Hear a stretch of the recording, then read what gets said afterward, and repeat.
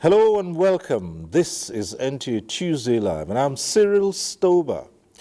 The Tinubu administration is fulfilling part of the promises made during the 2023 presidential campaigns, reducing the burden of masses of Nigerian students from the payment of annual tuition fees. Now, an act that repealed the Student Loans Act 2023 and established the Nigerian Education Loan Fund, NELFund, as a body corporate to receive, manage, and invest funds to provide loans to eligible Nigerians for higher education, vocational training, and skills came to fruition.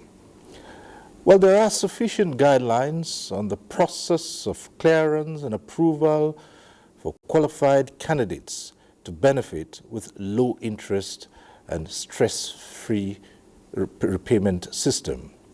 Tonight on NTA Tuesday Live, we'll explore terms and conditions as well as the processes of application for accessing NELFund. But before we go into the conversation, let's get to see this report put together by correspondent Olayinka Uju. The Student Loan Initiative is to ensure that non-Nigerian, regardless of background, will be excluded from accessing quality education. One interesting thing is that the loan gives access to funds for education and vocational training through a corporate body. The initiative is expected to build an army of workforce that will increase the country's productive force. There are more than 500 tertiary institutions in Nigeria, and the act of removing family income threshold enables Nigerian students to apply and accept responsibility for repayment of the loan. The loan, which is solely meant for public tertiary institutions, covers the cost of institutional fees. The beneficiaries of the loan are expected to start payments 2 years after their national service. But this is if the beneficiary has a job. For funding, there are a number of contributions expected from government agencies like the Federal Inland Revenue Service, Nigerian Immigration Service, and the Nigerian Customs Service, which will directly remit 1% of their revenue to the fund. Other means of funding are revenues from shared profits from oil and mineral resources. Although this is not limited to government agencies alone, as there are rooms for high net worth individuals, cooperation and non-governmental organizations, as well as general donors. So far, more than 2.5 billion naira have been disbursed by the fund. Of this amount, 6 institutions have already received full payments of their institutional fees, covering more than 20,000 students to the tune of more than 2 billion naira. The institutions include the University of Ibadan, Bayero University Kano, University of Ilorin, University of Benin, University of Maiduguri, and Federal University Dosima in Katsina State. Also, 20,000 monthly stipends have been disbursed to more than 20,000 students to the tune of 467.42 million naira. But before a student is eligible, the institution must submit students' data to the Students' Verification Portal of the fund. A total of 108 state-owned institutions have been cleared for the student loan. And since the Nigerian Education Loan Fund, NELFund, is already playing a pivotal role in ensuring the financial gap in higher education, as well as empowering countless Nigerian youths. Some hurdles, experts say, have been addressed. Olayinka Uju. That report sets the tone for tonight's discussion. Let me introduce our guest to you. It's a pleasure to welcome to this program tonight the Honorable Minister of State for Education, Dr. Tanko Yusuf Sonunu. Minister, thanks for being here with us. Thank you for having me. We're also joined tonight by Akintunde Sawyer, the MD CEO of the Nigeria Education Loan Fund.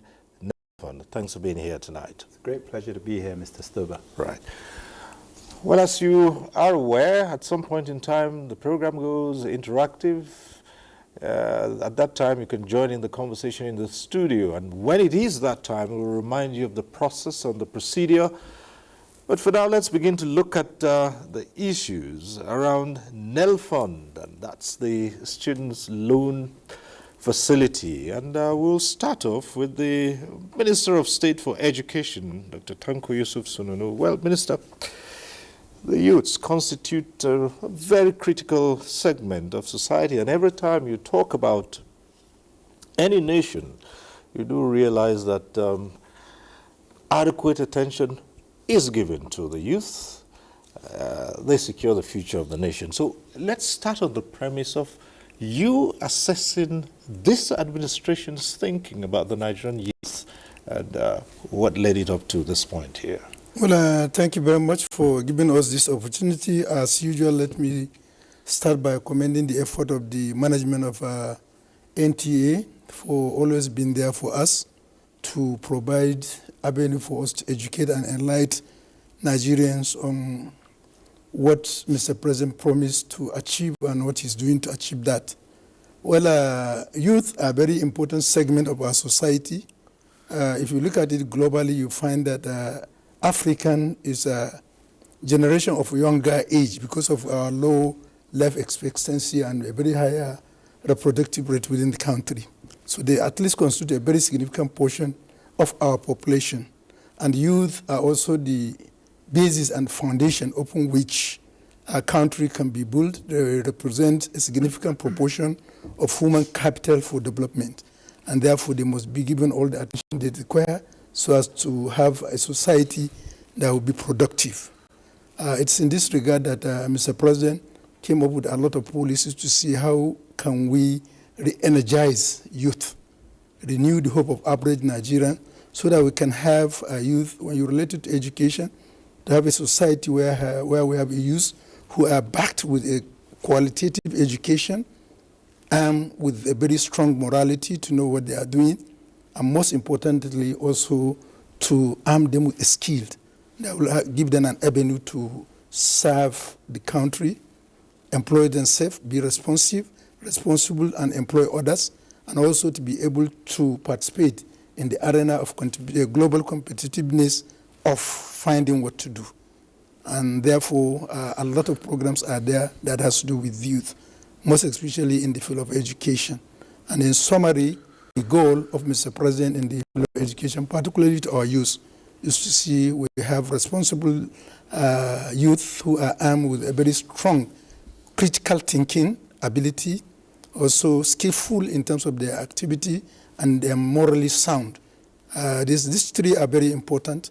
If you look at an example where two groups of youth, one who is skillful, not morally sound, and also not having the education. Another one that is having education, morally sound, but lack skills. For example, we have a lot of graduates who are in, let's say, in the field of computer sciences. Some of them with masters running the street looking for white-collar job because they have the knowledge, they have the morality, but they lack skill to sit down and develop a software or even go into hardware repairs that can assist them and also make them to contribute significantly to development of our country. On the other hand, you also have a youth who most of them are even dropped out of school. They lack morality because of the upbringing and their addiction. They also lack the knowledge, but they have a skill that they can go into a room, develop a software that will be detrimental, that will also go and even smear the name of Nigeria, because in their own room they can develop a software that they can use, transfer money from one account to another, causing a lot of havoc in the family. And what is the major distinction here is about skills. So Mr. President's aim is to see how can we have youth who are skillful. And that's why even a major omission was noticed in the first act that we had before the repeal and amendment. President noticed that that act only addressed the issue of tuition fee. And when you say tuition fee, it's only those, no federal university charges tuition fee. It's only restricted to those who are in institutions that are not belonging to their state. So that will become so restrictive to only 5% of the total students we have, and therefore the cry for the repeal and amendment that open up, in addition to making access to tertiary education, it also comes with a major component of skill, so that the two can now be combined, and the institution on their own, by their mandate, they are also expected to infuse morality on the average student that is there. So it is a whole lot of provision for our youth so that we can be responsible. All right, so we've combined all three now, and hopefully the scope has been expanded and widened to accommodate all three aspects that you spoke about in this NELFund. Yes. Well, let's come to the CEO of NELFund itself, and I suppose the best way to start off is for you to put NEL fund in its proper context so everyone can understand. They just say a student's loan scheme, all everyone would just think about is, okay, I access a loan, I pay my fees. But it's much more than that, isn't it? It's absolutely much more than that. First of all, let me recognize the unique moment that we face in this country today, where the desires of the majority of our population, the youth, is being met through the introduction by Mr. President of this opportunity for people to access education. The truth about it is that the devil makes work for idle hands. We have a lot of young people in this country who are eligible to go and get a better education, who have the capacity and who have the desire. And unfortunately, they've been cheated by the lack of funds for them to be able to access this opportunity. So in situating NEL Fund, what is NEL Fund really doing? What does it really mean? It means that those who have the capacity, as I mentioned earlier, the desire, and are eligible under the law to access tertiary institutions, government-owned tertiary institutions, by that I mean universities, polytechnics, and colleges of education. These institutions are now open for business for those who really want to learn. And the Honourable Minister spoke just now about morality, capacity, ability to learn, ability to develop and grow skills that are sometimes naturally endowed to people.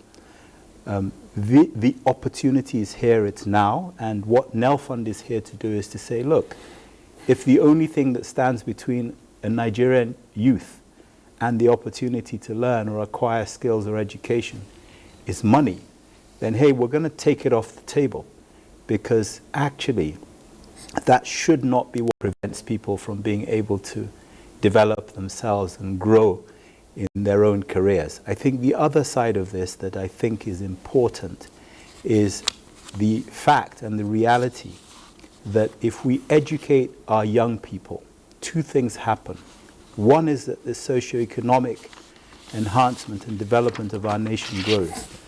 And so that we can break that down into what that really means, that means that we have perhaps less banditry, less insurgency, less robbery, less theft, less prostitution, fewer people wanting to cross the Sahara and then the Mediterranean to leave the country, less depression. There are so many ailments that come with people's frustrations and not being able to go beyond a certain level that they want to go beyond, that it just creates havoc in society.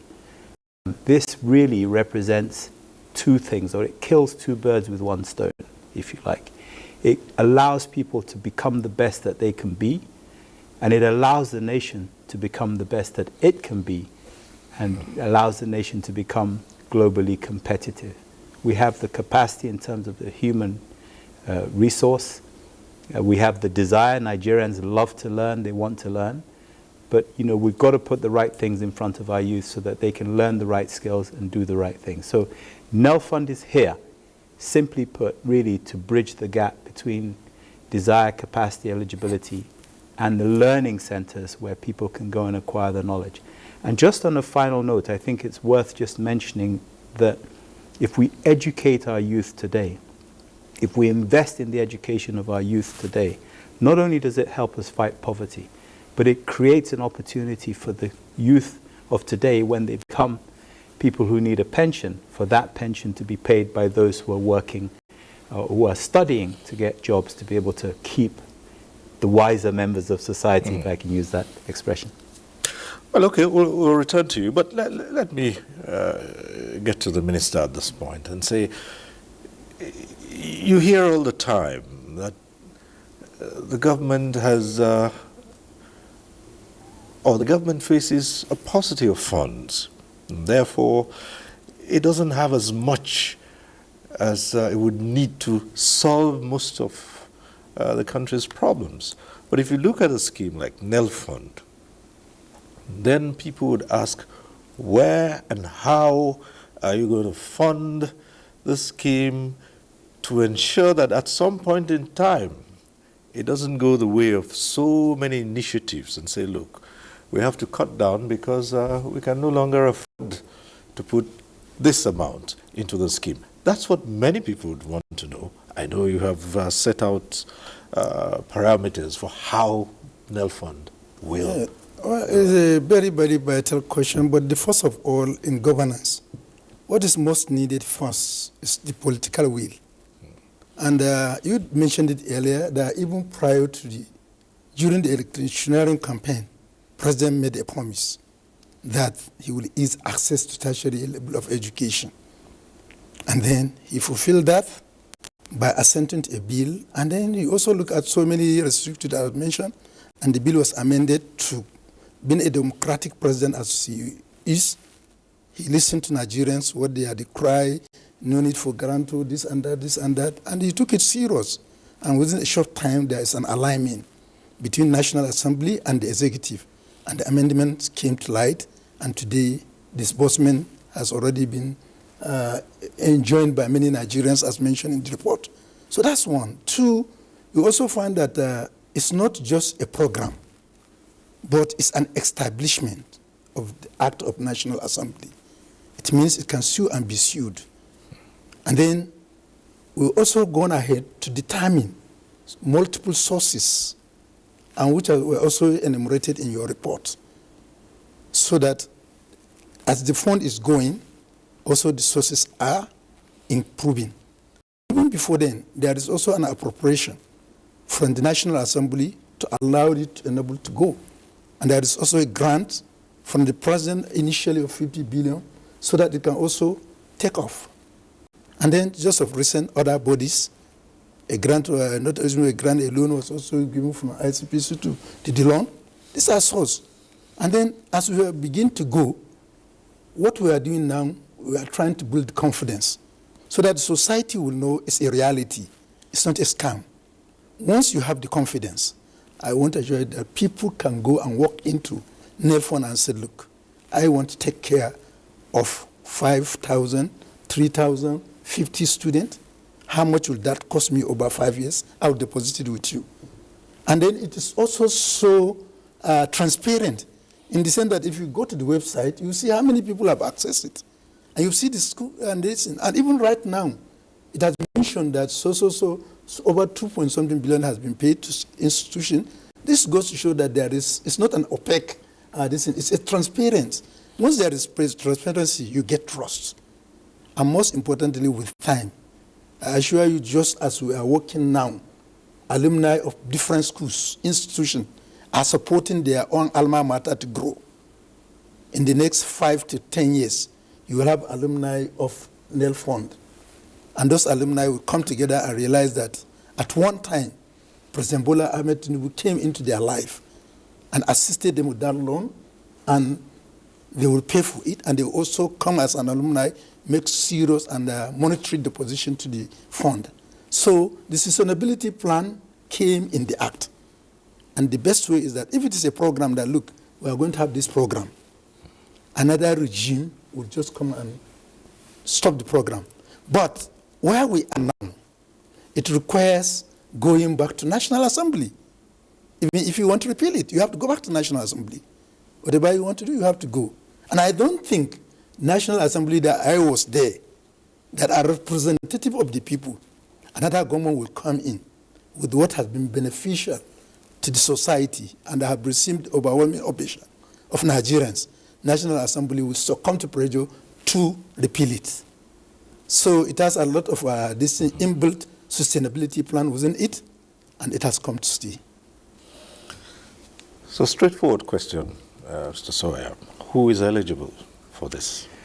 Okay, so before I answer that question, let me just recognize the comments by the Honorable Minister about political will. And I have to say, I have to publicly acknowledge the Honorable Minister has more than demonstrated political will. He's supported us hugely in trying to ensure that we are doing the right things. He's giving us a lot of advice, and he's connected us with a lot of other stakeholders who can help. But to your question about eligibility, so the law requires that this loan is available to Nigerians. So we ensure that those who can apply for this loan, who can qualify, who can get this loan are Nigerians, and we do that through the national identification number that is provided to all Nigerians once they pitch up and require or ask for it. Because we want to follow a formal system, and we do have a very well-established system of acceptance into tertiary education in Nigeria through JAMB, we also require the individuals who are applying for this loan to have accessed a tertiary institution through JAMB. So they will have a JAMB number, and we tie that to their date of birth, which gives us a unique identifier of that individual. And then, of course, beyond that, there are other things. For example, because it's a loan and we want to ensure that people can be recognized in terms of their credit standing over time, we use BVN. And also the repayment of the loan clearly comes through a formal banking system. So we ask for the bank verification number as well.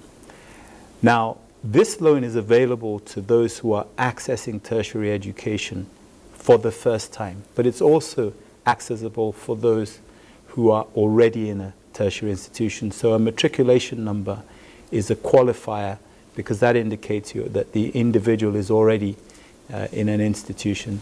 If they're not already there, then an admission number is, of course, another qualifier. So essentially, when you put all of those together, which we access using an API, because this is a system that's totally free of human interface, human interaction, because we don't want to leave room for graft. When you put those things together, we have a unique identifier that allows us to make decisions without meeting the individual. Those are basically the eligibility criteria for those who want to access this loan and be able to make an application. The BVN, of course, also allows us to make some determination and judgment as to their financial means because we have visibility on bank accounts. Over time, you'll find that one of the things that this scheme will do is it'll begin to give people some sort of credit scoring, which will allow them to be able to access other opportunities that this administration is creating in terms of providing credit. But that's the basic eligibility. I think the other thing I should say is that the way the system is set up is that the individual who's applying for the loan comes in and provides the information I just described. But what they meet is a student verification system where the institutions themselves have provided us with some of that information: matric number, admission number, JAMB number, name of the individual, so that when the two meet, we get some sort of a confirmation that we're dealing with the same individual. But that's, in a nutshell, the eligibility criteria and the verification criteria. Is this process, this eligibility, is it without prejudice to the financial standing of the students or their guardians or parents? Well, so first of all, this is a loan that's entered into by adults, usually sort of from the age of 18 up. There should be no prejudice. So whether one's parent is a multi-billionaire, a good person, a bad person in society, it's unaffected by the track record and the behavior of one's parents. And we think that's the fair thing to do. In terms of their financial eligibility, I think, again, at 18, most people don't have a credit history. Not just in Nigeria, across the world, they don't have a credit history. So there is a general assumption that, those who apply need the funds. So we don't credit check per se to any great degree. Did you have another? Almost. Okay, all right. So essentially, but there are some exclusion criteria. Right. So those who have been rusticated, those who have been charged and convicted of a criminal offense, people who have committed, serious crimes in society would, of course, be discriminated against because this loan scheme is for people, and the minister talked about morality earlier. Right. It's for people who really have some degree of moral standing and have been able to demonstrate that, but if not even demonstrated, haven't demonstrated that they're going the other way. So in truth, that is really where the prejudice comes. Okay. If people haven't, but everybody else, is, as long as they meet the criteria I described earlier, eligible and they're still and I think even why the prejudice doesn't work much is the fact that the interaction is virtual. Yeah. So nobody sees you and see your face, say, oh, you are not smiling, you are disqualified, you belong to that partisan political party, all this. So it's really straightforward interaction between you and your system. Okay. And confirmation with the university, that's all. All right, great, but then again, still ask, you're certain that this is foolproof? No likelihood of the scheme being, as they say, hijacked by people who ordinarily shouldn't be beneficiaries of the scheme? So there are very few schemes in the world, as I know it, that are foolproof. However, what I can tell you is that in order to hijack this system, you would need to literally break it. Because what we've got is a very robust portal built on very solid IT platforms that ensure that if there's any interference or any attempt at manipulation, any attempt at taking an automated system into the manual space, it will automatically decline and revert to asking questions of that individual, or will shut down the application. So nothing's foolproof, and it's one of the reasons why education is so interesting, because what education teaches you is that knowledge is not absolute at any point in time. You're always learning, you're always growing, and there are those who are testing you to see actually whether what you're doing can stand up. And we are in a process. There's no arrogance around what we're doing. We're looking for the best hands, we're looking for the best ideas, we're looking for best practice. And what we're doing is we are taking even what we're providing as an opportunity to educate ourselves at NELFund, to continue to improve the process so that it does attain something as close to foolproof as you can get. All right, we'll raise some other issues, but we do have a number of reports in addition to the discussion in the studio here, and we might just take the first of those reports, this from Lagos, I believe. In April 2024, President Bola Tinubu signed the Student Loan Bill, which is aimed at encouraging more Nigerians to seek knowledge and become valuable contributors to national development. With this move, the Nigerian Education Loan Fund, NELFund, will pay school fees of successful applicants directly to their institutions and a monthly upkeep allowance of 20,000 naira to students who include it in their applications. Okay, it's going to be very helpful because there are a lot of students that are not capable financially. They'll be able to pay for urgent school expenses without them calling their parents. If a student is not buoyant and they are assisted with the student's loan, they'll be able to concentrate more on their academics instead of finding jobs to do to be able to meet up with their financial requirements. Some students want to go for medical courses and they don't have the financial assistance. They don't have that much money to pay due to the high cost of the tuition and the high cost of the course. So this student loan will help them to pay for their courses. President Tinubu promised that NELFund will thrive on fairness and equity, as well as promote inclusiveness by removing the financial barrier to higher education for Nigerian students. This is evident with the recent clearance of more state-owned tertiary institutions by NELFund to apply for student loan.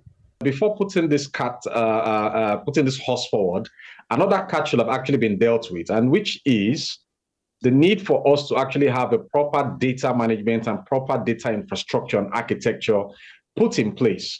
Because it will interest you to know that historically, this kind of initiative did exist in the 70s, and we have people that benefited from that initiative today who are governors, who are ministers, who are professors, who will tell you that they got loans, which was what back then, to the extent of about $1,000, maybe 1,000 naira, 500 naira for their for fund their education. And some of them will tell you that they never paid back and they were never contacted to pay back. As much as the government is spreading its tentacles, as much as the government is enlarging its basket to accommodate more, the government should be wary of the fact that some people want to take advantage of that. They should try as much as possible to ensure that there is that serious blockade of rooms for whoever that want to take advantage of it. For continuity of the program, experts say NELFund must ensure that all beneficiaries repay their loans. In Lagos, Hinginu, John Adams. All right, from Lagos, we go on to our next report, which is from Enugu. With about 3 higher institutions in Enugu State so far listed among institutions whose students are qualified to apply for the loan, and more aspiring to get on board, students and key players see the student loan scheme as revolutionary. Our students at University of Nigeria and some other universities are yet to benefit. But to give an honest judgment, it's a very welcome project. It will go a long way to help our students. I thank President Bola Tinubu and his team for that laudable project. Scholars opine that providing financial aid to indigent students through education loans facilitates increased educated workforce, which leads to enhanced economic growth, productivity, and competitiveness in the global market. Policy planners, they advise, must strike a balance between providing financial support to students and addressing challenges associated with student loans, such as borrowers' inability to pay back due to unemployment, ill health, or death. This, they say, is to ensure sustainability. If the system to sustainability is on ground, no, sure, fantastic one. After graduation, is there a scheme where the government will prove them so that they can be able to harness money and be able to pay? That's what we're looking at. So the government can do that. They can create jobs. They can create vocational centers where those students will go there and work out this loan and be able to repay back. To create a new vista of hope. So many people are impoverished from very poor families. It's going to be very, very beneficial. Planned in phases, the scheme, which recently onboarded more institutions, is open to Nigerian students whose institutions have uploaded their student data on the dashboard. Requirements for application include JAMB admission letter, national identification number, bank verification number, and completed applications from the NELFund website. In Enugu, Susan Eze. All right, and back here in the studio, well, I do understand that we've been joined now by Senior Special Assistant to the President on Students' Engagement, Honorable Sunday Ashifon. He joins us via Zoom. Thanks for being with us tonight. Good evening, sir. Right.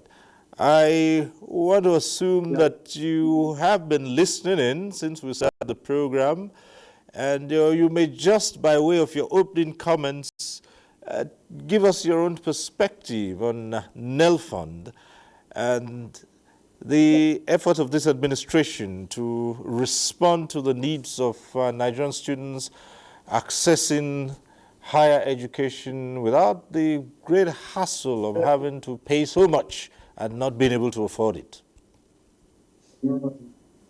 Thank you so much, Father. I also want to thank the Minister of Education State and the MD of NELFund, who has been here. Actually, I've been having issues with network here. So far, so good. I want to join every other Nigerian who appreciates President Bola Ahmed Tinubu's effort for making this NELFund a reality to us in Nigeria. To a lot of people, they believe NELFund is not possible.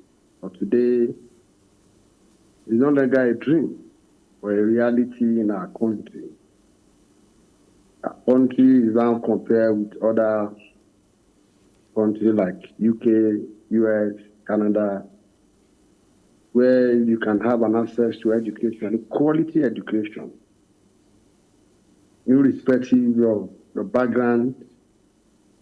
You get a loan from the government, and you further your education. That is happening in Nigeria during the time of President Bola Ahmed Tinubu, GCFR.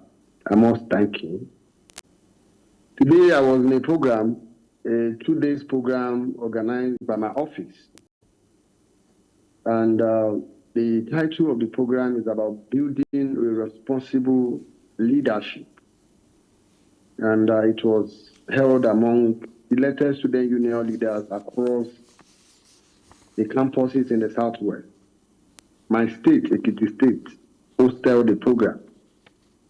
In the program, I also discussed with the students and even some of the beneficiaries of the program who are student union president appreciated the president for this gesture. And so far, so good, a lot of students have been coming out appreciating the president for this gesture. Like I've already said, as a former president of NANS, a lot of us do not believe that this can happen in this country. But indeed, it's a Renew Hope agenda, it's a Renew Hope-led administration by President Bola Ahmed Tinubu. And the hope of common Nigeria is being renewed by this. I'm sure this loan, this net fund has come to stay.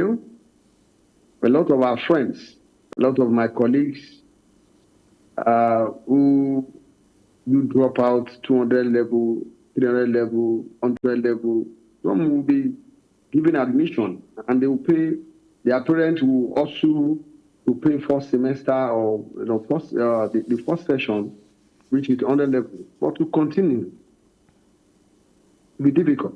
And some would decide to say, okay, because my parents cannot afford to pay my school fees, and they would drop. But today is a thing of the past. All thanks to President Bola Ahmed Tinubu. And to the management of the net fund, they have been so fantastic, carrying the students along, having meetings with the student leaders, giving information that they need. To the Ministry of Education, they have been so, wonderful as well, operating, meeting student issues, particularly on this issue of net fund. Whenever there's issue about this net fund, if I call the ministers, they are always there to provide necessary information. Like I've said, my office as Senior Special Assistant to the President is to make sure I work with the Ministry of Education, the management of net fund at the implementation process, which they have started now. And also to support them in giving more information and awareness to our students, because some of the students still believe, is this in a dream? Is it happening or not?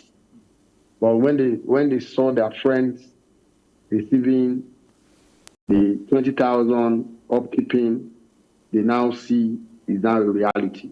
When they see their friends, their university receiving billions of naira, millions of naira, paying school fees, they now see that is now a reality in this country. So my office will definitely be there working with the MD and the entire management of NEFON to make sure that these gestures of the president get down to the grassroots, that every student who apply get it. And like I have said, they have been so wonderful. If I call the MD in the night, he will pick my call. If I ask any question, he will give me an answer to it, and I will get back to the students. And likewise, if I call the Minister of Education in the night, he will definitely also pick my call and give me every necessary answer to my question. So far so good. NetFund has come to stay, and students are saying thanks, million thanks to President Bola Ahmed Tinubu. I know you say you've been in touch with the students and they're all excited about this. And yes, it's a novel scheme which is still in its early stages. But in your interaction, you did say you used to be the president of the Students Association, NANS. In your interaction with the various students' bodies, have you in any way seen part of this scheme that you think should still undergo a second view, given that, yes, the government responded quickly enough when it noticed that there were some gray areas in the first bill and or the first act, and repealed and amended it. Have you so far, or you just say generally, as you just said now, so far so good? Thank you so much. This is just the beginning, and I'm sure to everybody, it's only God that is perfect. As a Nigerian, as a leader, as head of organization, we are starting any new thing. Yeah, a lot of people will come with different ideas. Like you said, when this loan was signed 1 month after the president was swearing as president of the country, and the president also saw some green area where there is need to change the Amendment Act. And the president thought, okay, I want this to be for the poor Nigerian students. And as such, all these criteria, they might not meet it. And the president sent the bill back to the National Assembly, and it was changed, and to this. And that is why the issue of collateral or, level this or level that in civil servants has been removed. And yes, there will be difficulty in some area, like I said. Students they call. Some students probably their school, which I used to tell them, every schools are not, when the thing started, it was federal schools. When the federal school have an access to the portal, a lot of the state schools were saying, it's only federal school, and state school is not there. It was made open for state school. And at the end of the day, some colleges of education students, they also came up. SSA, this is happening, their school is not being captured.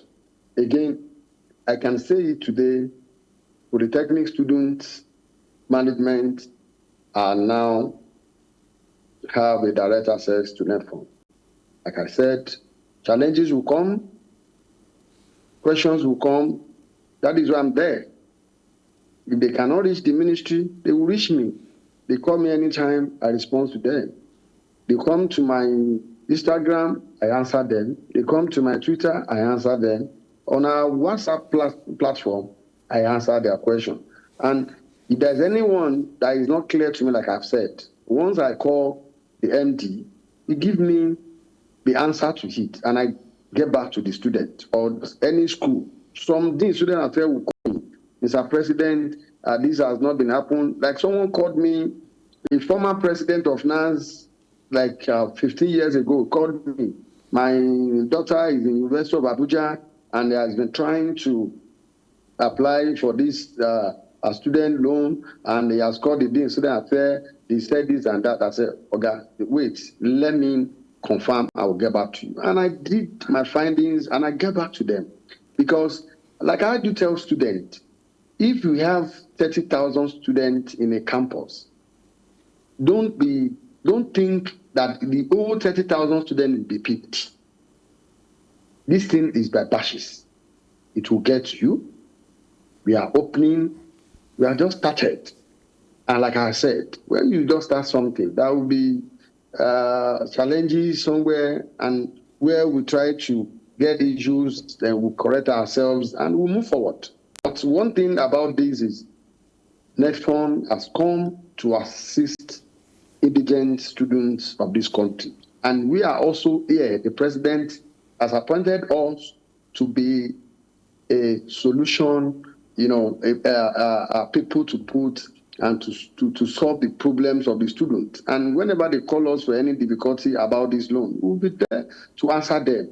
Anyone they need us to, put them through. Any management that calls us will be there.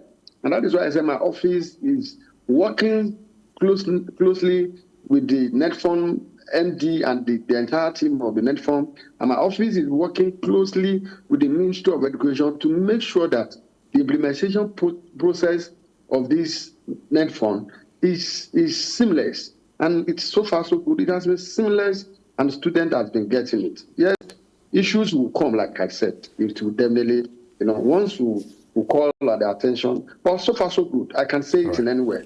Okay. So far so good. But Nigerians, when things come and they said loan, everybody want to get it. But I made it clear to them, everybody cannot get it at once. Okay, fine. But we are getting there. Yeah, thanks. We'll return to you in just a moment. We'll of course raise the issues of whether the teething challenges with this scheme, with the MD. But before then, we're looking here at a huge number of potential beneficiaries. I mean, the Nigerian students' population runs into millions, Minister. Yeah. Well, that's not something to worry about because I said earlier that even in your report you have mentioned the sources. Tax is a major component. Nigeria is now moving towards liberalization of economy. And one major issue that is taking much attention right now is solid minerals. And solid minerals is a major component of the tax fund. There is a major component of funding the NELFund. As it is today, Nigeria is leading of recent in most African countries in terms of utilizing resources of lithium within the country with so many investors coming. So if you look at it, while I agree that we have huge population, but the sources is very important that it can be able to be sustainable. And then most important, I tell you, is this transparency. Once it is transparent, we have a lot of individual philanthropists.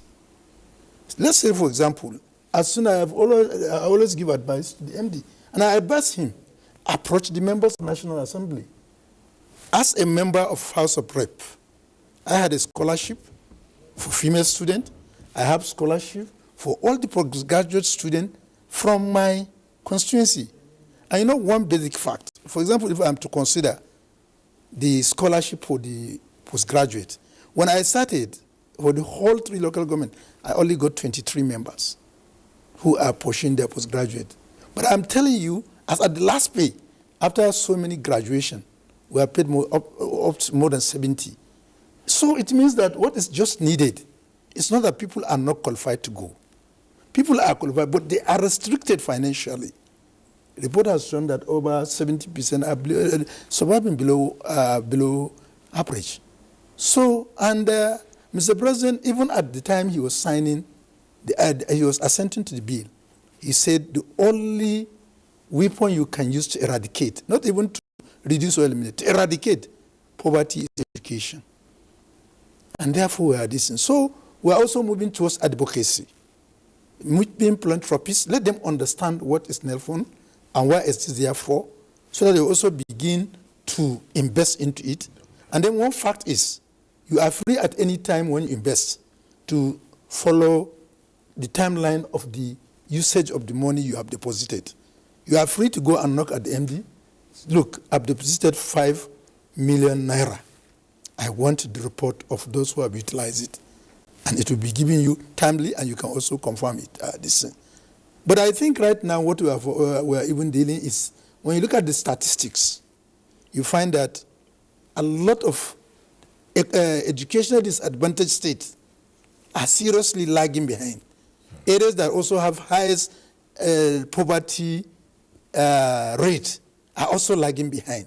And there are those people that are also subsidized. So we have to come up with a program, and therefore I started that. Going to state. Well, these are the ones you would ordinarily expect would be applying more for this. But they're also lagging behind. If you had seen the statistics, you'd be shocked. What do you think would be the reason for this? You see, first of all, people usually doubt government this thing.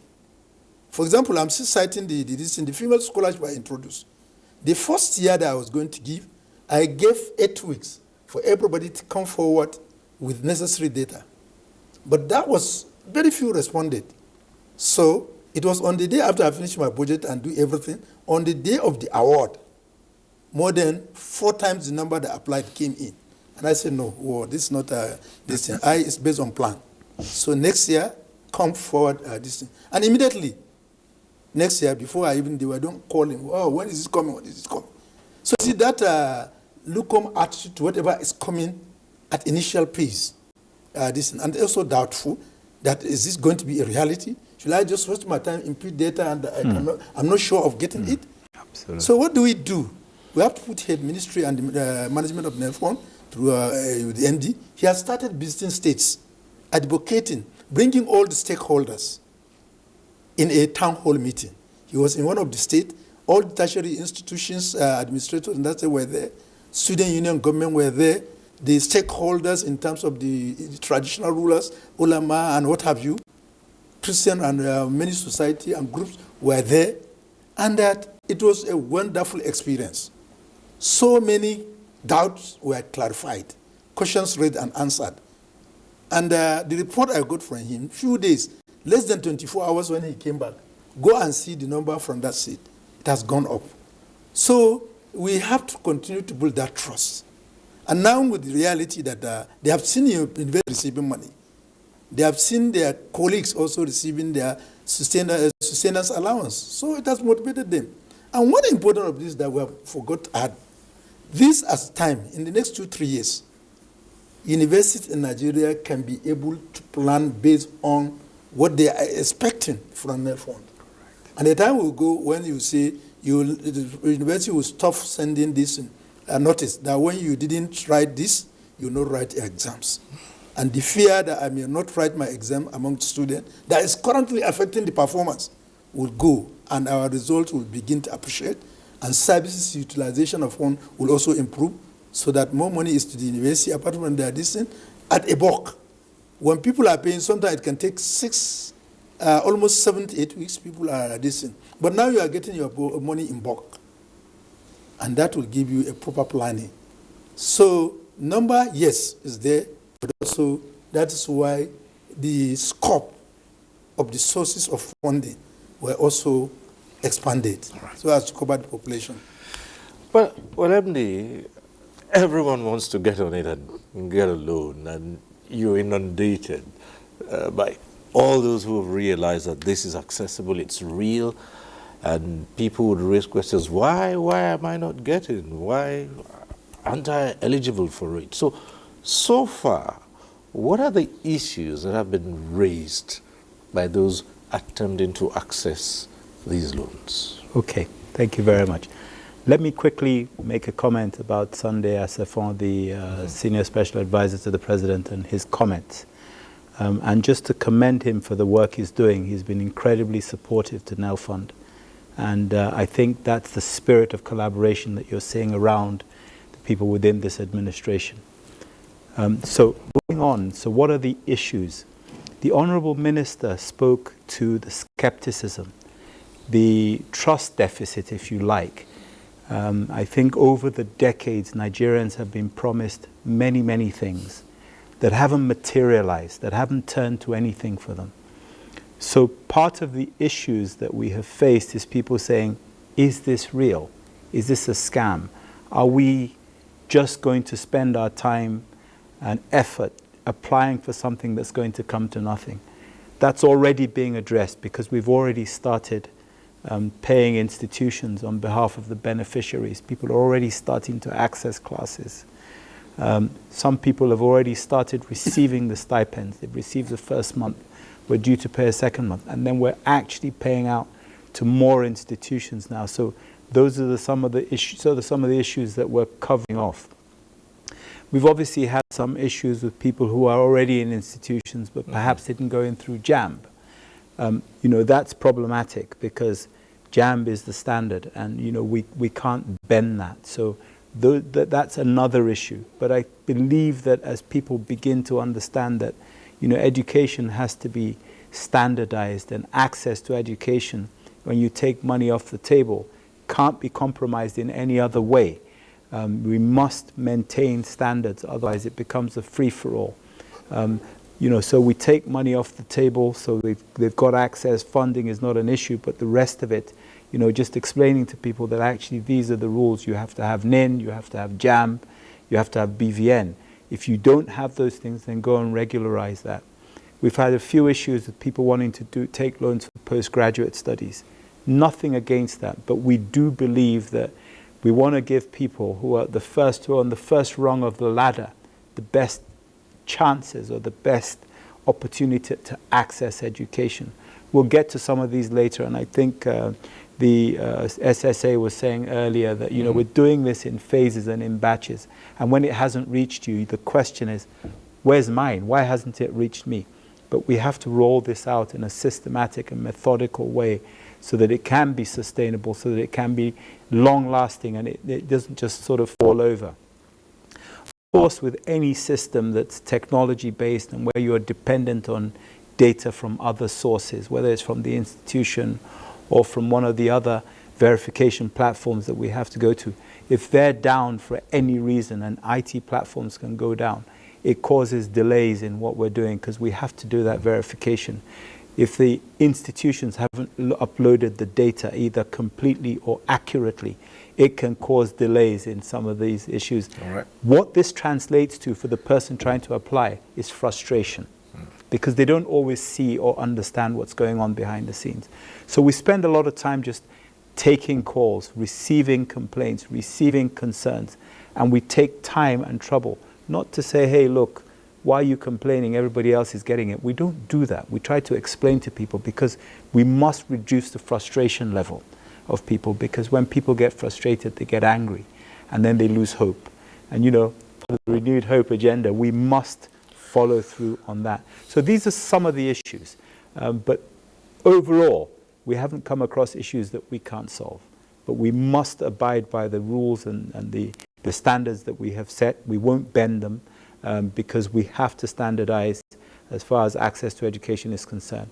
But what we won't do is discriminate because someone doesn't have money. In fact, the opposite. That's what we're here to do, to provide the funding so that people have access to classes. All right, at this point, we'll take a short break. When we return, there'll be more on the students' loan business, if you like.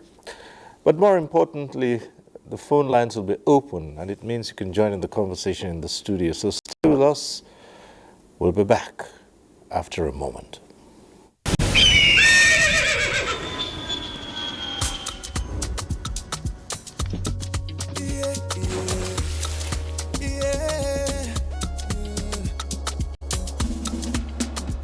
From the Atlantic across the savannah to the Sahara, we rise, a land of the free, we know they tire. We dream great, our spirit is undying. Resilient, rooted like palm tree, we sway in colors, we stand up in demand, we make solutions, we ignite passion, yeah. Each ethnicity is unique, we have more than just a nation. We are Nigeria, we are Nigeria, strengthening unity, we know they carry lives. We are Nigeria, we are Nigeria, together live the dream of a land with great destiny. We are Nigeria. I am the real Nigerian. Brought to you by the National Orientation Agency, NOA. What will banking look like in the future? For over a century, we've been growing to meet the needs of an ever-changing world, delivering unique solutions to help our customers reach increasingly bigger dreams. innovating to create an exciting new world of convenience and freedom, where what you can achieve is only limited by your imagination. Opening up new, more inclusive channels for commerce. Empowering a new generation to reach beyond their dreams and grow into the giants they were always meant to be. We're helping to create a future where the possibilities are infinite, the opportunities borderless, and where the world looks up to Africa. Let's awaken the giant in you. You first. First Bank. The federal government of Nigeria warns vandals of national assets, electricity transmission towers, cables, and other facilities to desist from this act of sabotage. Vandalism is a serious crime punishable under the law. Vandalizing electrical equipment will affect millions of Nigerians, including your loved ones. Remember that national assets belong to all of us, hence the need to protect them. Report all cases of suspicious movement around electrical facilities to security agencies. When you see something, say something. This message is from the Federal Ministry of Information and National Orientation in collaboration with the National Counter-Terrorism Center, NCTC, Office of the National Security Advisor.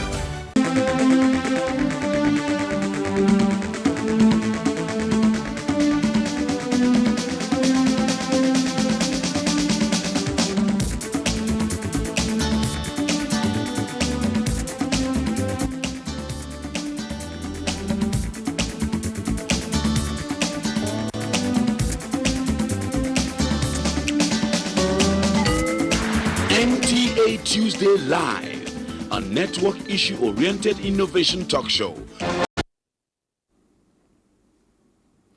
Right. Thanks for staying with us. Tonight it's all about NELFund and the Students' Loan Facility. Well, this segment is where we open the phone lines. The numbers would be on your screens. We advise you to take advantage of them and call in. And we say this every Tuesday. If you're calling in tonight and your call gets through to the studio, do us a favor, turn down the volume of your TV set. That's the way to avoid the hurlback or the echo. And we always encourage you to go straight to the point, keep it short and simple so others can also get on the platform.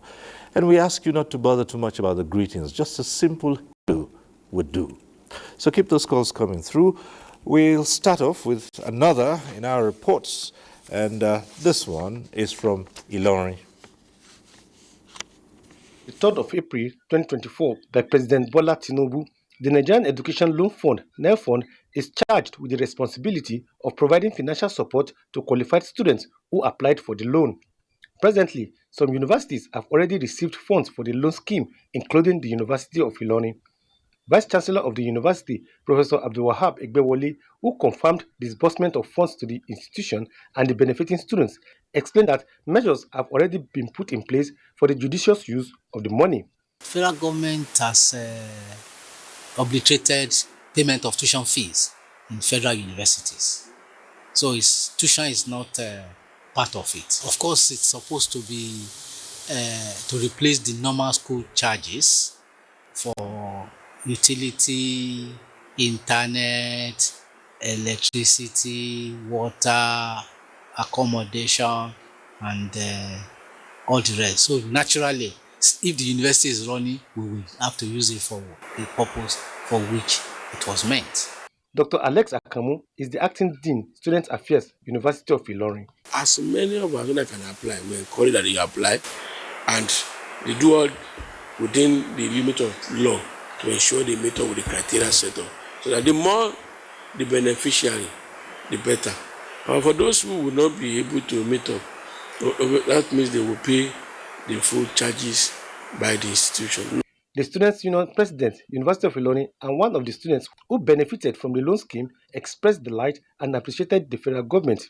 I'm strived to see University of Ilorin being a beneficiary of this federal government loan scheme, and I must say that it's actually a step further in making education accessible to our students and making the educational ambition and educational goal of most students achievable. The upkeep is actually for the next 12 months, and the school fee for the next section, I believe that it has been paid directly to the school's account. So it means that I'm actually not concerned about my school fee in the next session because I know that it's covered.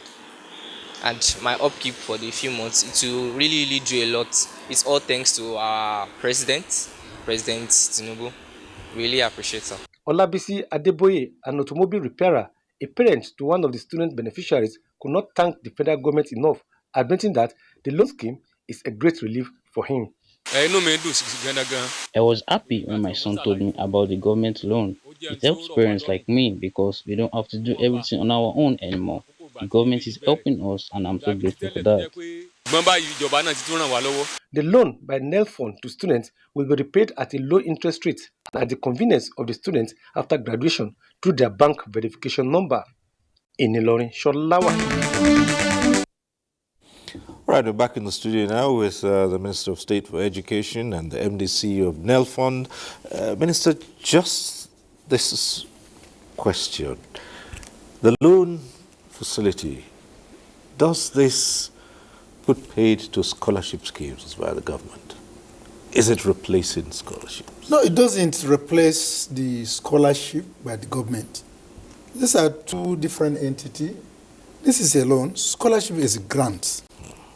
And since the inception, we have never had so much in terms of scholarship like what we have in 2024 and what we are going to have in 2025. And subsequently, because of the promise of President Bola Ahmed Tinubu to increase funding in education. For instance, we have to also prioritize, we need a very qualitative and higher human resource of education. So as a core mandate of the ministry, teaching is a major component of the ministry. And we've also realized over time of recent that there is paucity or decline in enrollment rate in education and education-related courses. So when we came to the issue of the scholarship at the level of the ministry, we prioritize giving scholarship to those who are pursuing education and education-related courses. For example, you can put it in a ratio of 4:1. For every 4 students who study NCE, PhD in education, or B.Ed, for every 4, we have one who study other discipline, because we have to prioritize. If you don't have right manpower you needed in your level of discipline, we cannot add this. So it doesn't say that the scholarship is not.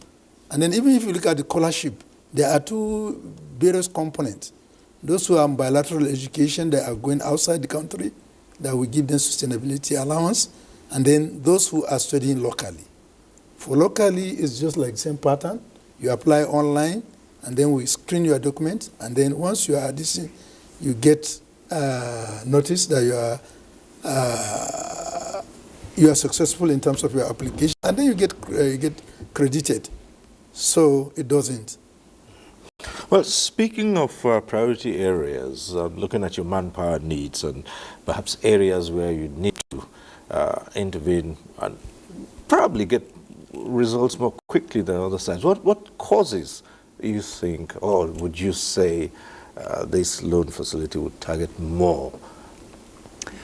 So that's a really good question, and I think one of the things that we need to be very conscious of is that there are certain courses that are relevant to our society, if you like, to where we are in Nigeria today and where we want to go, and other courses that perhaps are not so relevant in this country. What we are not doing is discriminating at this stage. People have already embarked on a course of study. They've already gained admission for a particular course. Our primary function is to reduce or remove the gap that stands between them and them being able to access those courses. But there's something really interesting that sits within that question that I think will begin to shape how this all plays out in the end. If I give you some money to go and buy, for example, a car, you may well purchase the first car that you come across because it's a gift. If you're taking a loan, You're more likely to be more circumspect about the cars that you want to look at. You want to understand that the car works properly. You maybe want to understand its second-hand value in case you have to sell it someday. You want to understand its reliability. If you put that across into education, if you're going to take a loan to study a course, you're probably going to be thinking more carefully about your earning potential, how quickly you might get a job, how it could affect your life going forward. So you'll begin to see people migrate perhaps towards courses that are more profitable for them.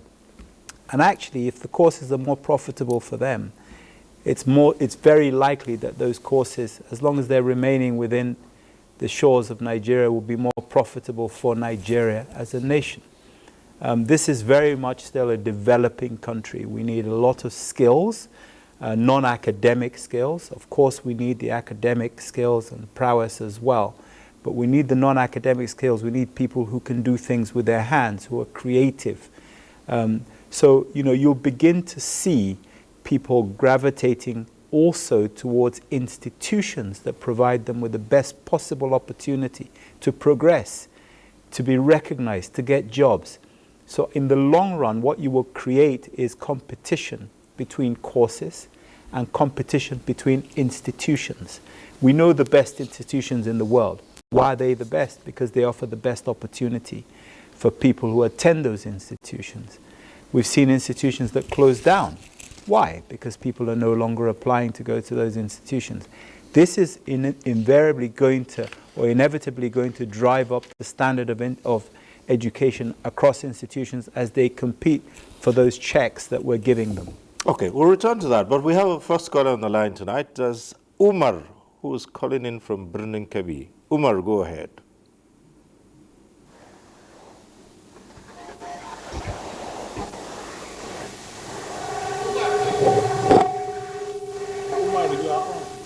Umar Anache, are you there? Yes, there. Go ahead. Yes, thank you, my name is Omar, calling from Berekedi. You see, this is a gesture that needs to be appreciated. I seriously appreciate Mr. President for this kind of stuff. For the first time, the education of poor people, if I should, this service with the rich people, and we need to thank Mr. President. But then, my own problem is that there are too much bureaucracy in the loan. If those bureaucracy can be reduced so that more students will fit, it will be better. And secondly, I'm appealing to Mr. President to extend this gesture to secondary school education, because it's not only the university, it's actually institution that need a kind of adjustment for distance. Then, thirdly, what I'm going to say is that the law itself is good, but if Mr. President can grant the student to change the law to grants, to a grant, it is good as well. So I'm equally appealing, Mr. President, that this loan will go a long way, but it will be a better and helpful to poor people if it is changed to grant. Okay. May God continue to bless our Umar, country. just before you leave the line. Yes, Umar, yes, just before you. Umar, one moment, Umar, before you drop. Oh, there. Are you still there? Yes. Yes. You started off by saying something is too much. We didn't quite catch that because there was some static on the line at that. So the very first thing you said, could you repeat that? Okay, I said the first time this law, first time Mr. President ran the law, it is good gesture whereby the poor people can pursue this with the education of the rich people. It's commendable. And the other issue I talk on is to change this loan to a grant. Okay. All right. To a grant instead of student paying. Okay. To be wiped out. All right. Thank you, Umar. After he pursue it, what he pursue. Okay, thank you, Umar. We got that. Thank you very much. Thank you for calling in. Right. Okay, so we'll take that at some point in time. But if I might just quickly follow up to the last question you answered just before we took the phone call. Yes, while not outrightly saying we would give priority to those in the humanities or the sciences or in skills acquisition, not anything specific in that, but somehow you're looking at a situation where things would unfold themselves and more people, more students will go for those courses. But what about those who need certain courses? Nuclear physics, for instance, aerospace engineering, which may not be available within the shores of the country. So, we have to implement the laws. So the president has introduced this bill, which became law. And, our mandate is to really focus on institutions that are governmental owned, that offer courses which we don't help them to determine to any degree. Okay. I think the word, by the way, he referred to was bureaucracy, yeah, the one you didn't quite 100%. hear. So we can come back. We'll come back to that. Let's just quickly take this other call coming through. Ada calling in from Jos. Hello, Ada, go ahead. Calling from Jos. Yes, I must commend Mr. President for this nail fund and Mr. Soy that is handling it. But I have a problem, even with what I listened to today, and my education is due. You see, this loan scheme, if it is so open, irrespective of the person's financial standing, that is the status of the person's family, and there's not enough funds to allow to make sure that transparently evidence don't get it, then it doesn't make any sense as far as I'm concerned. It will just look as if we're giving money to some people who see it as extra money for them. Then the purpose is defeated.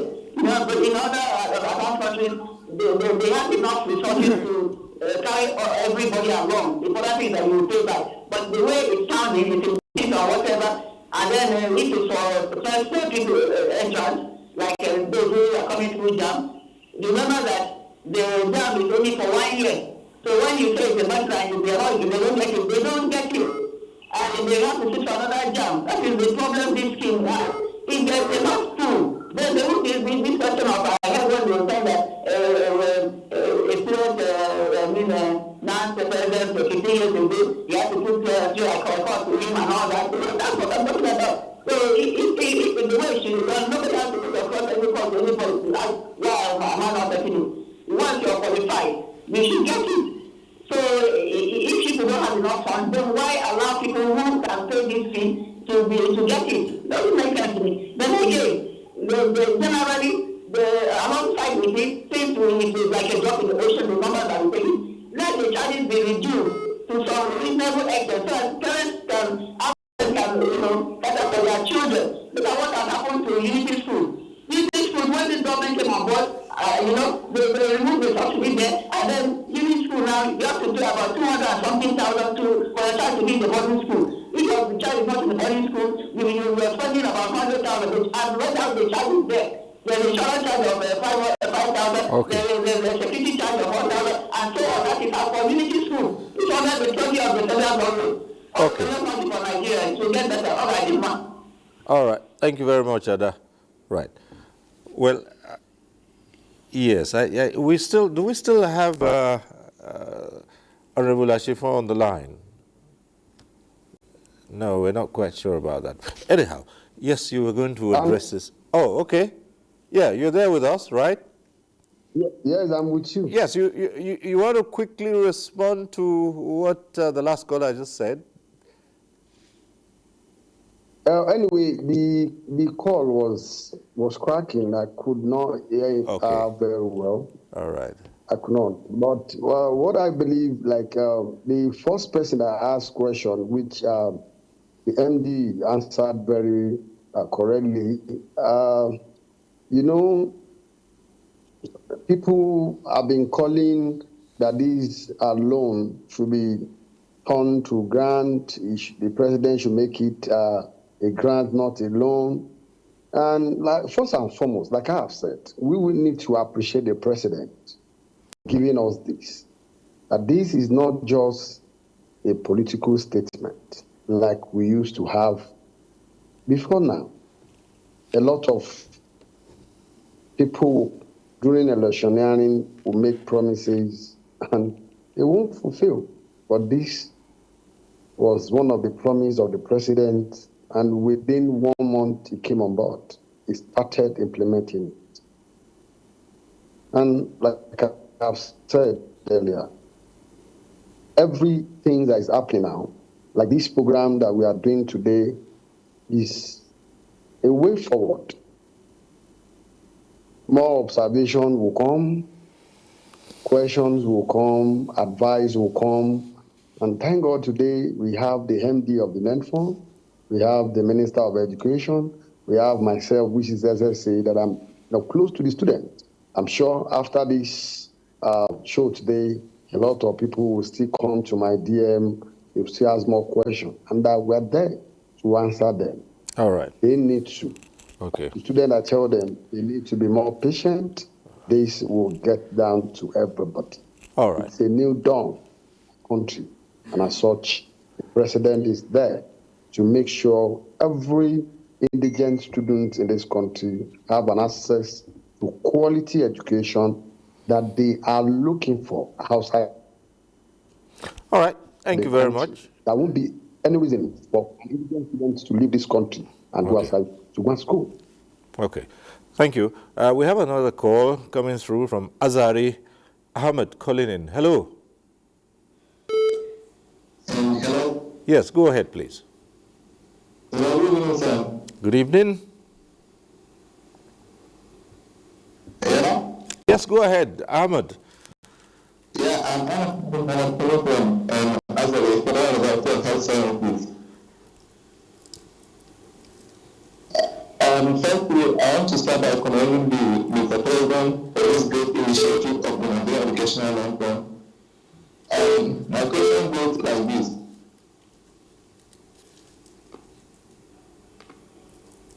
Hello? Yes, we're waiting. What's your question? Yes, my question is, the processes that is being taken, like the first application, if you show pending, after pending, after some moment, your application might show verified. After verified, your application might take some time to approve. And service, my question is, how is the process being, like from verified to approve? Because is it the beginning of new session that will just be approved or later? You mean how long will it take? What period will it take for you to get your application approved, or how long will it? Was that what you were trying to say? Yes, sir. Okay. Well, the MDCU will respond to that immediately. Right. Thank you.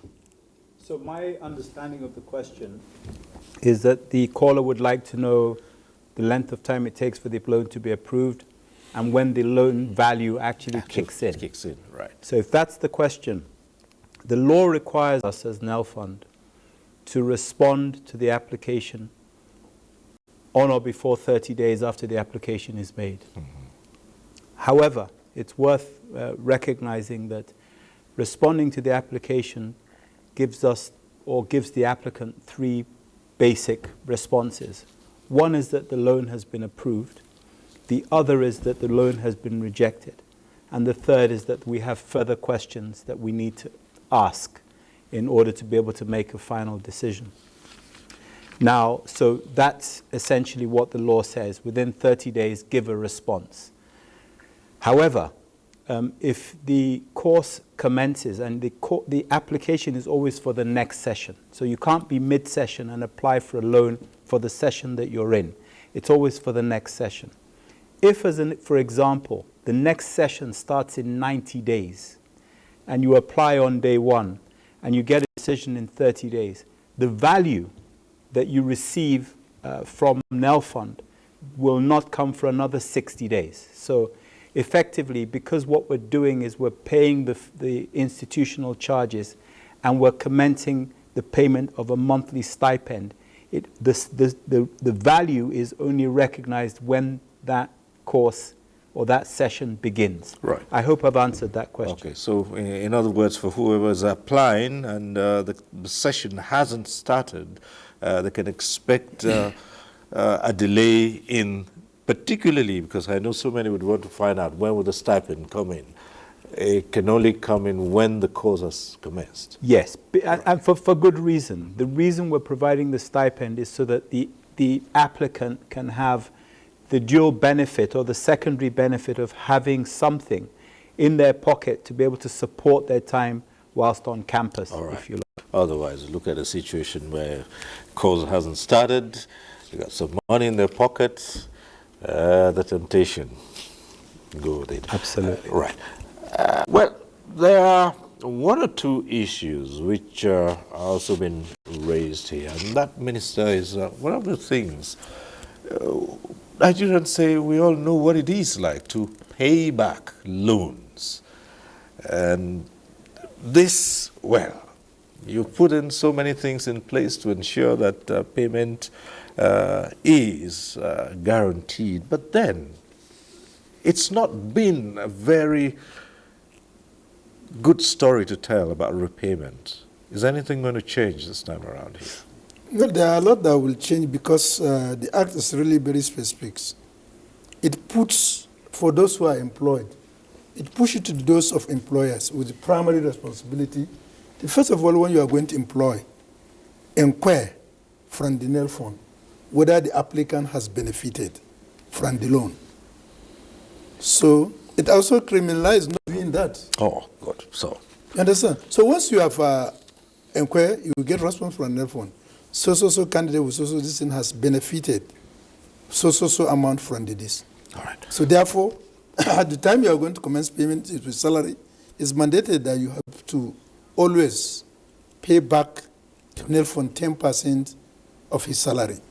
All right. Until it has concluded. All right. We'll return to that as an extension to that. But let's take this call coming from Kaduna. Imran calling in from Kaduna. Hello. Oh, good evening. Yes, good evening. Go ahead. Yeah, Papa Cyril, I want to make an observation. Hello? Yes, go ahead. Okay, there is this adage in Hausa that says, meaning we learn from those that come before us. So in America, this is a scheme that has been going on for long, but it has becoming a problem for the government and the student. There is a survey that I read that about 43 million Americans having a bad student loan, which amount to about 1.75 trillion. And the government is looking at how to solve that problem. This is America, the world superpower, the number one economy in the world. If they are having problem, look at Nigeria, look at our situation. If these students finish this study from the university, these jobs are not readily available. Are we not going to have American experience or worse in the future? Okay. Good evening. All right, thank you very much. Well, Well, Minister, you want to comment on that? Okay, it's like just the question you have asked me before. Well, as far as we're concerned, the president came up with the policy in good faith and believing that the hope of Nigerians will be renewed, and Nigerians very soon will learn to be their brothers' keepers. So once you have enjoyed it, you know that you are going to pay. And then, as I said, one thing with this, in order to safeguard the payment, it pushed the responsibility to those who are employed, the primary responsibility back to employer, that you have to be up to the tax in terms of payment. Where you defaulted and you refuse to do that, or you connive with the candidate to subvert that, it's also criminalize your actions. Okay. And it's also jailable offense. Well, MD, let's expand that a little bit. And he's not employed by anyone, self-employed, but it doesn't disclose that already earning. So how do you keep track of who has started earning an income? Sure. Just before I go to that, I want to comment on the call from Kaduna, which again I find interesting, and it's great, and I like the Hausa adage that he talked about. But I think the question I would probably want to throw back is that in as much as this has become a problem for America, he did say at the end that America is a superpower. Mm-hmm. And I think part of the question we need to ask is how did they become a superpower? Education played a big role in that. But moving on, I think your question is around, repayment. Yes. Is that right? Yes. Okay. So essentially, the way this is set up is that there's a long moratorium for those who cannot pay. So if you take the loan and you finish your course on a Friday in a particular year, if you have the funds to start repaying on Monday because you got a super job or you got a windfall or there's something that somebody gifts you or somebody decides to write your loan off, it can be written off or you can start repayments immediately. In fact, you can begin to repay the loan while you're in the institution with the loan, if you have a part-time job or somebody wants to seed some money into it for you.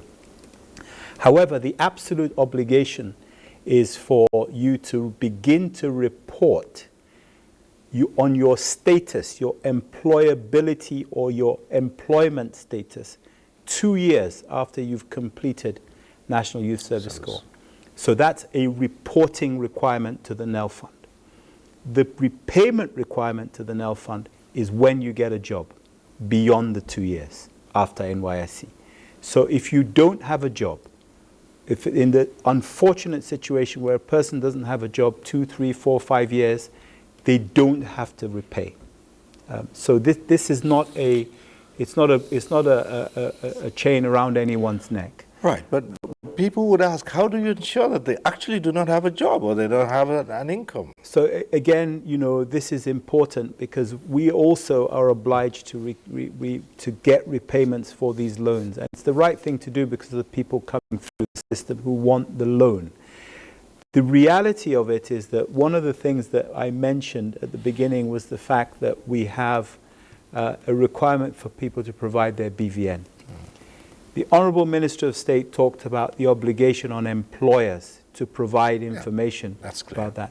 Now, if you're self-employed, we expect that people will be working for a company that they've created or founded and also therefore are in the tax net or are recognized because they have a tax identification number. They're reporting either into the tax authorities or there's funding coming into their accounts. If there's money coming into the account of a self-employed person but they haven't reported, we have visibility of that. Okay. And we are able to take those funds if we need to. It is an offense. There are only 3 real places where you can commit an offense in applying for this loan. One, if the employer fails to report, as the Honourable Minister of State indicated earlier. Secondly, if the self-employed person who should be paying themselves fails to report that they're self-employed and we discover that they are shortchanging the country, the taxpayer. And thirdly, if people tell lies when they're making the application. Beyond that, it's relatively simple. Mohammed is calling in from Sokoto. Hello, Mohammed. Yes, go ahead. Please, spend my percent congratulations to this good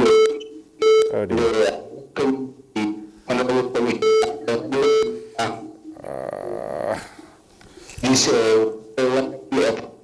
Oh dear, Mohammed, I'm afraid the line isn't clear. Still some static on the line. Would you like to call back, or is it cleaned up? Let's hear you, if you can. Right, unfortunately, that call wasn't clear enough, and we've lost the call. We might want to consider taking Mohammed if he can call back and it gets through. Otherwise, we'll come back to the studio here and look at one or two other issues. 2 years after service, it's expected that they can die. However, if they are able to secure employment or some income up to 5 years, then they will not have to pay back.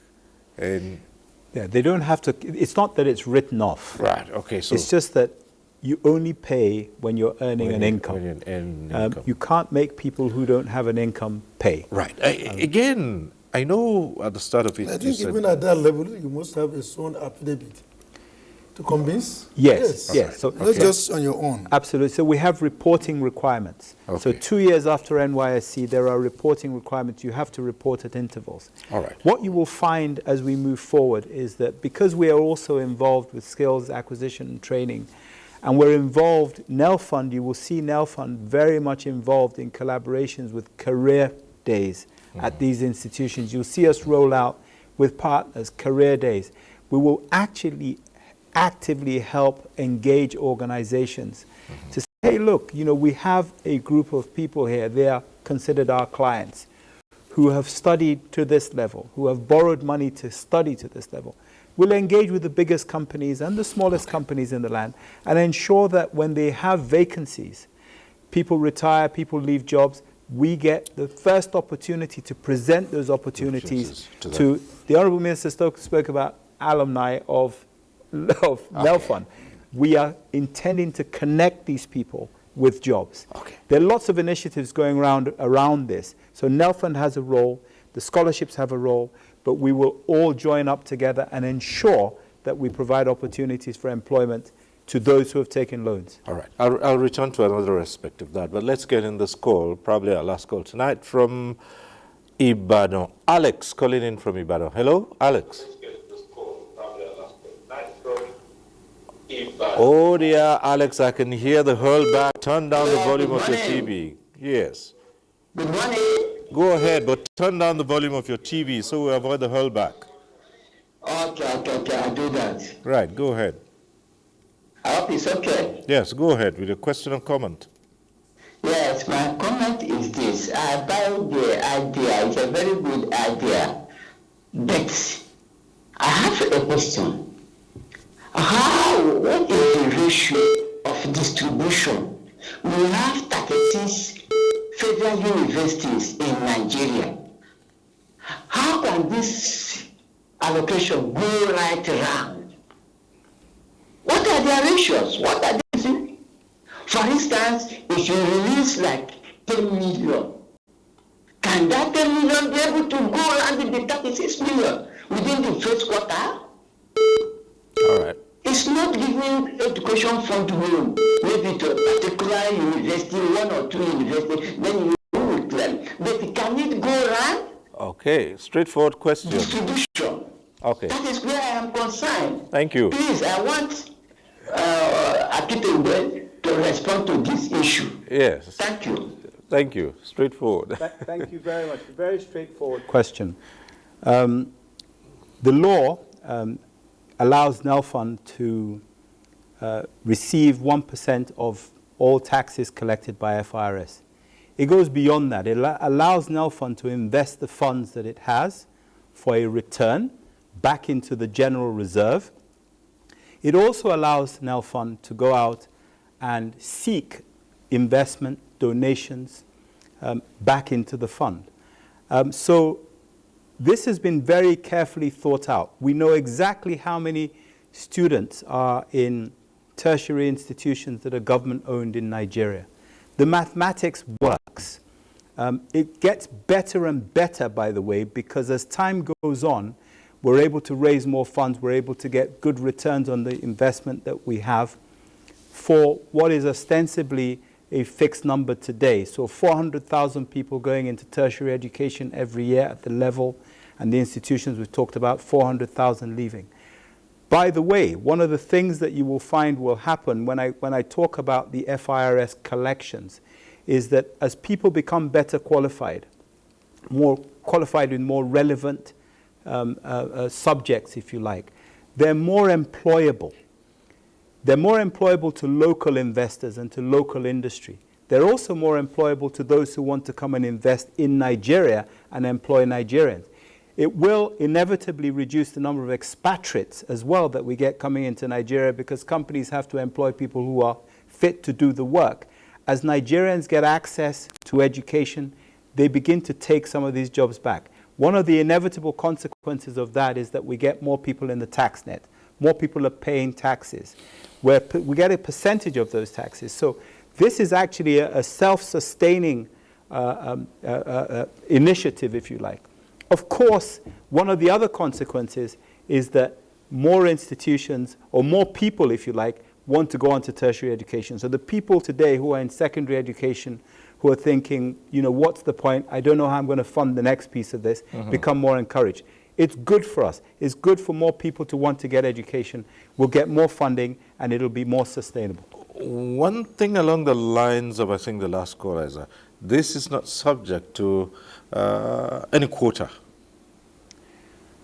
Quota in terms of, I'm trying to understand. This is an equal opportunity. All right, so this is an equal opportunity. So there's no question about quota, saying, oh, well, we have XYZ number of students who have applied from one part of the country, and what you call disadvantaged parts. And so let things me like be that. very clear. Right.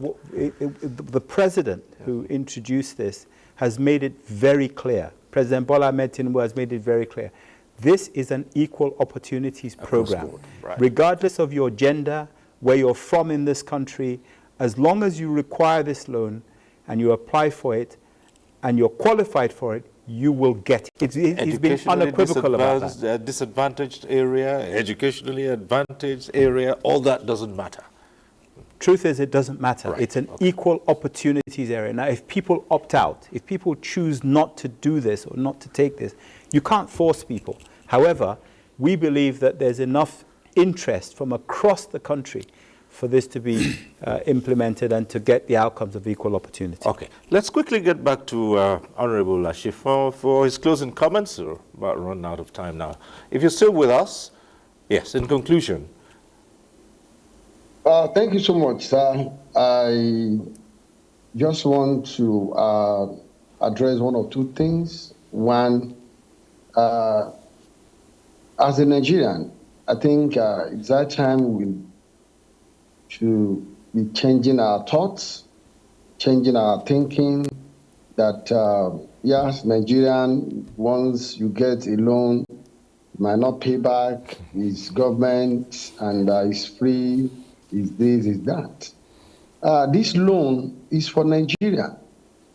It's not for President Bola Ahmed Tinubu. This loan is for the indigent students of this country. And for those who are beneficiary of it, once you graduate, should have the thought and the mindset of you paying back, so that people who are coming can as well benefit from it. That should be registered at the back of every beneficiary of this loan. And again, like I have said earlier, all thanks to the president who gave us this.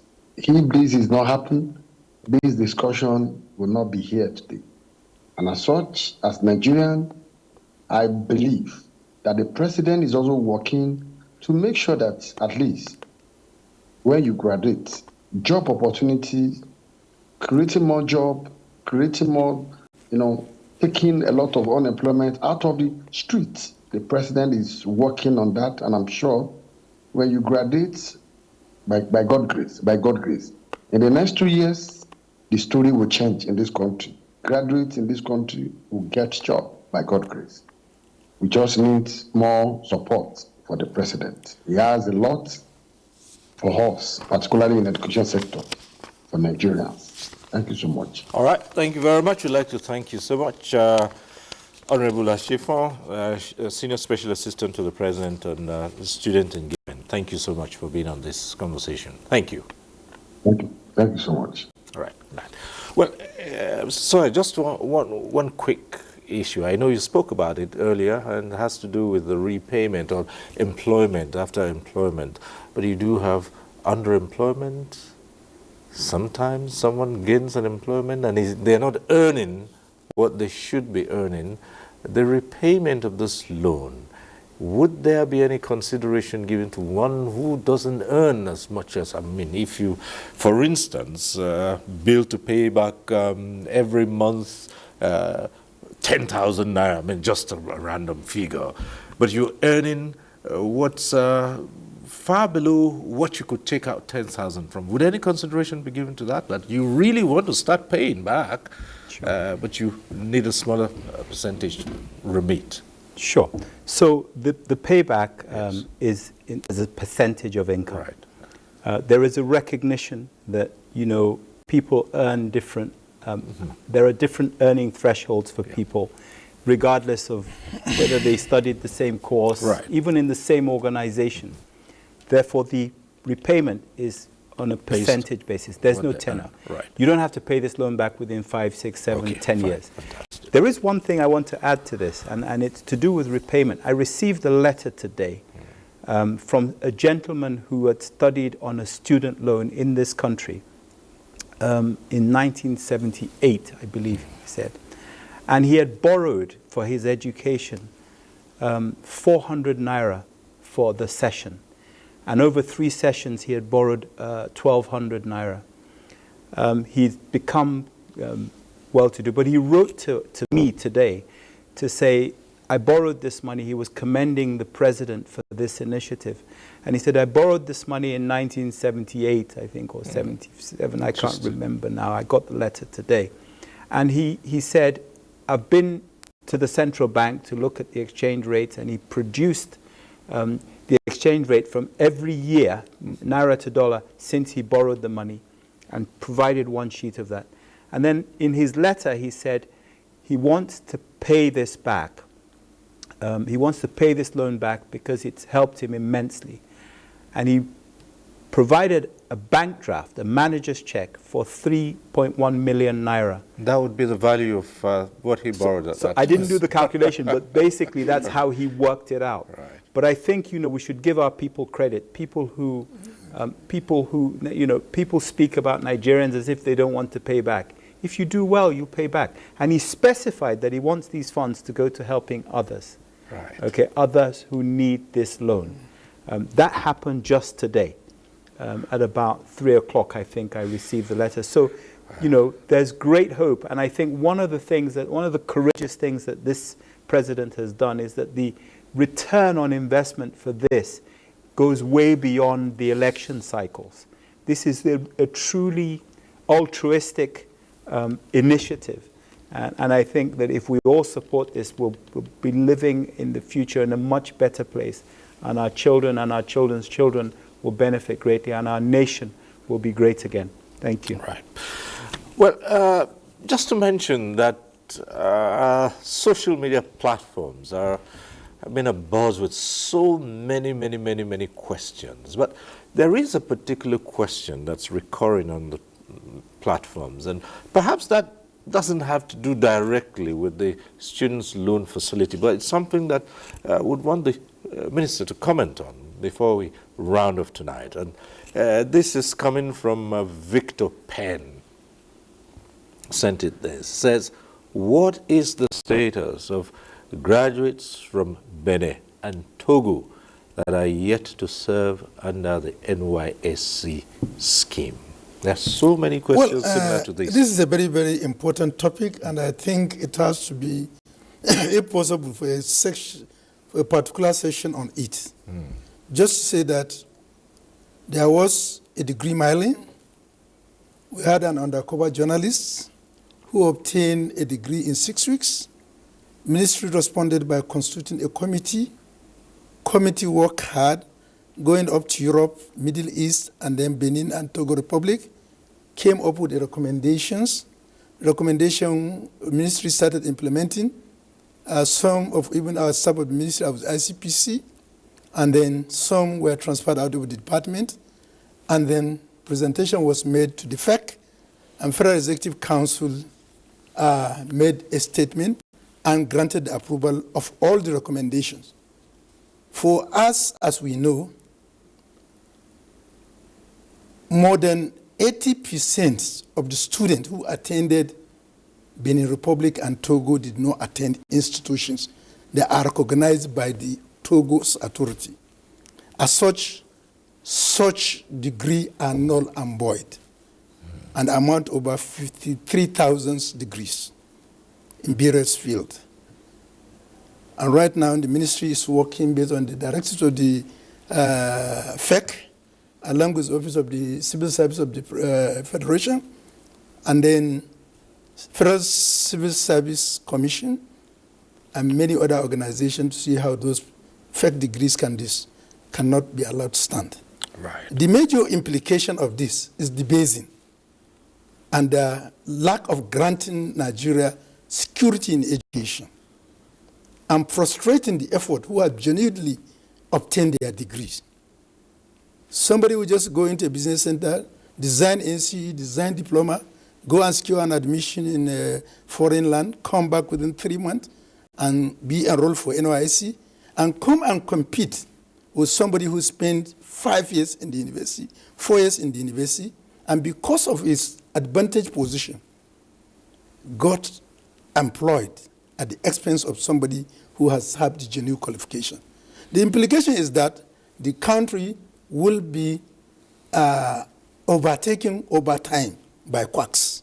Right. Let's say, example, you have a quack nurse, a quack medical doctor who has not attended requisite training, or let's say even an information technology expert that is this imposing himself as a simple touch or tap on a button of a system is enough to wipe all the data we have in Nigeria. So can we risk that? So it is a serious threat to education security of Nigeria, and the Federal Executive Council, under the leadership of President Bola Ahmed Tinubu, did not take it lightly, and all is being done to ensure that those who have those fake degrees are distant. And meanwhile, those who conspire in that are already facing the security organization, because both security agencies were asked to take immediate measures to arrest the situation. All right. I thank you very much, Minister. Well, back to our issue. It's the students' loan facility that we spent NTA Tuesday Live talking about, and hopefully at some point in time we'll ask particularly the MD and CEO to come again and update us on how far with the facilities. It would be a pleasure. At this point, we'd like to thank you, Honorable Minister, Thank for you. being here. I Appreciate you. And we also thank the MD, CEO of Nelfund for being here, and we look forward to engaging you more. The only MD under the Federal Minister of Education. All right. That's the first. Thank you. Okay. And also, I believe your first time on NTA Tuesday Live. It is my first time, but hopefully it won't be the last. Well, it's our first time. It's our first time. Right. It won't be the last. All right. Thank you so much. Very much. It's a great program. Right, and that's our program today. We thank you for watching. Next week, we'll be back with NTA Tuesday Live. I'm Cyril Stover. Bye for now.